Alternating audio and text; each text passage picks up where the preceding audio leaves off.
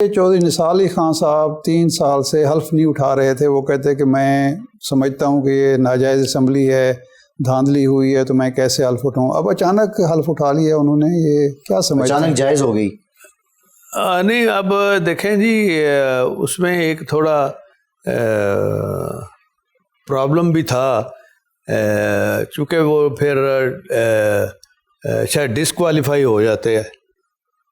اور سیٹ بچانے کے لیے انہوں نے سب کچھ کیا. دیکھیں, اگر سیٹ نہ وہ بچاتے تو پھر ڈسکوالیفیکیشن بھی ہو سکتی تھی. جیسے کہ ان کا کیس اب بن کے جا رہا ہے یہ اسحاق ڈار صاحب کا, کہ وہ اتنی دیر سے باہر بیٹھے ہوئے ہیں, تو شاید امینڈمنٹ بھی آ رہی ہے, آرڈیننس بھی آ گئی ہے. تو یہ پھر ان کے لیے ضروری ہو گیا تھا کہ وہ حلف لیں. چودھری نثار علی خان چوئی صاحب, آپ نے 20-21 سال پہلے نواز شریف صاحب سے آپ کی راہیں جدا ہو گئیں. چودھری نثار علی خان نے چند سال پہلے کی. بنیادی ریزن کیا بنی؟ کیا چودھری صاحب کا بھی سیاسی قد کاٹ چودھری نثار علی خان کا بھی بہت بلند ہو رہا تھا, یا جو آپ سمجھتے ہیں کہ کوئی پالیسی پہ ان کا اختلاف تھا, یا پھر ذاتی نوعیت کے اختلافات ہو گئے تھے؟ سچی بات ہے, ہمارا کوئی انٹرسٹ نہیں تھا, کیونکہ وہ نواز شریف کے ساتھ تھے. ہمارا کوئی انٹرسٹ نہیں تھا کہ اس میں ہم فالو کرتے کہ جی ان کا کیوں جھگڑا ہوا, ان کا کیوں علیحدگی ہوئی. تو اس لیے, اور ہمیں پتہ بھی نہیں ہے اس بات کا, اور پتہ ہونے کی وجہ بھی یہی ہے کہ ہمارا کوئی انٹرسٹ نہیں تھا. ایچ او سے بھی پرانے لوگ عام طور پر کچھ دیر پہلے یا کچھ دیر بعد الگ ہو جاتے ہیں, خاص طور پر شریف خاندان سے, میاں نواز شریف صاحب سے, بڑے آزمودہ جو دوست ہوتے ہیں. بنیادی وجہ آپ کیا سمجھتے ہیں کہ کیا خامی ہے نواز شریف صاحب کی جس کی وجہ سے بڑے آپ جیسے لوگ, چودھری نثار علی خان جیسے لوگ, بہت سارے لوگ ہیں, یہ پھر اچانک الگ ہو جاتے ہیں, اور پھر صرف راہیں جدا نہیں ہوتی, پھر دشمنی کی حد تک یہ اختلافات چلے جاتے ہیں؟ صرف اپنی فیملی الگ نہیں ہوتی, باقی سارے الگ ہو جاتے ہیں. وہ ان کے اندر ایک انا اور تکبر کا پہلو بہت زیادہ ہے, اور برداشت کا پہلو ہے ہی نہیں. اچھا, جو ہم نے دیکھا پیریڈ, برداشت کا پہلو نہیں ہے. ہم بھی ان کے ساتھ 18-19 سال 20 سال رہے ہیں, برداشت کا وہاں خانہ ہی نہیں ہے. نہیں, لوگ تو کہتے ہیں جی میاں نواز شریف صاحب بڑی بات سنتے ہیں اور بڑی وفا کرتے ہیں. بات سننی تو اور چیز ہے نا. شہباز شریف تو سنتا بھی نہیں کسی کی. جو بڑے بھائی صاحب ہیں سنتے ضرور ہیں, لیکن الٹیمیٹلی گھر اپنے ہی اور بچے اپنے ہی اچھے. چوئی صاحب, آپ یہ جو ہر چیف جسٹس سے اور ہر آرمی چیف سے ان کی لڑائی ہوئی, یہ کیا آپ نے اسیس کیا کہ کیا وجہ ہوتی ہے, کیوں؟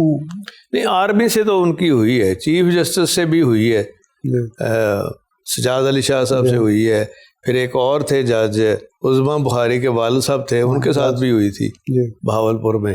جی, زاہد بخاری صاحب. زاہد بخاری صاحب. جی, تو وہ بھی تکبر ہی ہے نا. اچھا, حالانکہ ہر چیز کا حل اگر آپ ٹھنڈے دل سے کریں, تھوڑا صبر کر لیں. اب دیکھیں, جن سے وہ لڑے ہیں انہوں نے ان کی مدد کی ہے ان کو اقتدار میں لانے کے لیے, تو ان کا یہ قصور بن گیا. اچھا, جو ان کو لایا اس کے ساتھ. ہاں, اب دیکھ لینا, ہسٹری دیکھ لینا. صحیح, یہ تو حقیقت ہے. اب کیا لڑائی ہے ان کی؟ تکبر کی لڑائی ہے, انا کی لڑائی ہے, اور وہ اور تو کچھ نہیں ہے. نہ ملک کا خیال ہے, نہ کوئی کسی چیز کا خیال ہے ان کو. نہیں, وہ تو کہتے ہیں جی سول بالادستی ہونی چاہیے. سول بالادستی کیا ہونی چاہیے کہ وہ ایک ادارے کے خلاف چل رہے ہیں, تو ادارے کے خلاف چلنے کا انجام تو دیکھ لیا نا آپ نے, الطاف بھائی کا دیکھ لیا. الطاف بھائی جو ہیں ان کو بھی تو فوج ہی لے کے آئی تھی نا, ضیاء الحق صاحب لے کے آئے تھے, تو انہوں نے بھی تو ادارے کو گالیاں دی تھی نا باہر بیٹھ کے, تو ادارے کے خلاف ہی کام کرتے تھے نا وہ. اور اسٹیٹ ود ان اسٹیٹ تو انہوں نے خود بنائی ہوئی تھی. اتنا ریونیو ایف بی آر اکٹھا نہیں کرتی تھی جتنا الطاف بھائی اکٹھا کر رہے تھے کراچی سے کی صورت میں. تو ہے نا. جی, چوئی صاحب, یہ ایک اور, تو یہ ان کو بھی کوئی نہ کوئی مہینے 2-2.5 صرف 2 سال بڑی مشکل سے نکالتے ہیں میاں صاحب, 2.5 سال بس. یہ ان کی سرشت میں ہے, یہ ان کا ان کے بس بلڈ میں ہے کہ بس وہ ایک کسی نے ڈال دیا تھا نا امیر المومنین، جی، اور پھر کسی نے ڈال دیا تھا کہ اردگان بنے.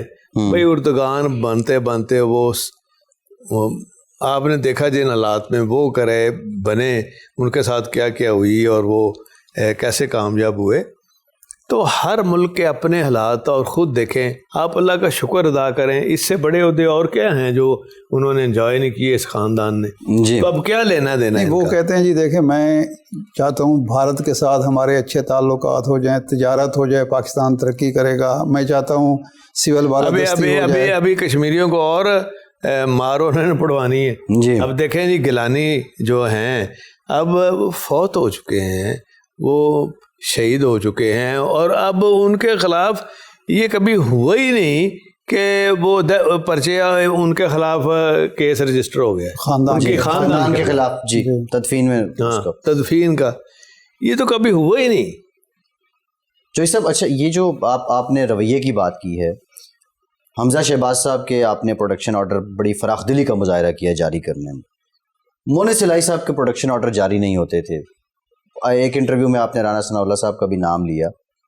رانا ثناء اللہ صاحب کی اپنی منشا سے نہیں ہوتے تھے یا وہ شہباز شریف صاحب کی مرضی ہوتی تھی کہ یہ نہ آرڈر ہوں، یہ نہ جاری ہوں؟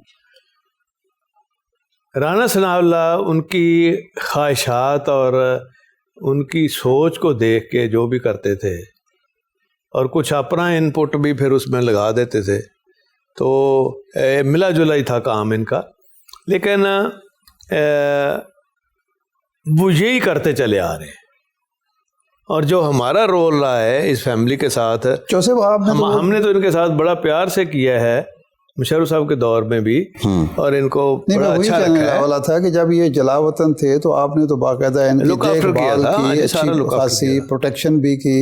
تو یہ جواباً انہوں نے یہ کیوں کیا، ایسا کیوں کیا؟ میں یہی تو کہہ رہا ہوں کہ آپ دیکھ لیں نا ان کے جو اسی لیے تو میں کہتا ہوں یہ تکبر کے مارے اور انا کے مارے. لیکن اس کے برعکس جو ہم نے بزرگوں سے سیکھا ہے، جو ہم نے کیا ہے، یقین کریں کہ ہمیں تکلیف ہوتی ہے کسی کو دکھ دے کے اور کسی کا نقصان کر کے. ہم کسی کا نقصان کر ہی نہیں سکتے اللہ کے فضل سے. اور خوشی ہوتی ہے کسی کی ہیلپ کر کے، کسی کی مدد کر کے، چاہے ہمارا دشمن ہی ہو.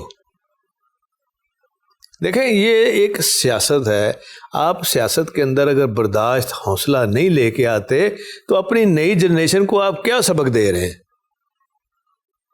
ہم تو چاہتے ہیں کہ سیاست میں بھی سیاستدان جو ہیں وہ حوصلہ، صبر لے کے آئیں اور برداشت کو لے کے آئیں گے تو سیاستدانوں کا جو بدنامی ہوتی ہے یہ ختم ہو جائے گی. کم از کم اس بدنامی کو روکنے کے لیے برداشت اور حوصلہ جو ہے یہ کم از کم اس کی کو مثالیں دے دیں.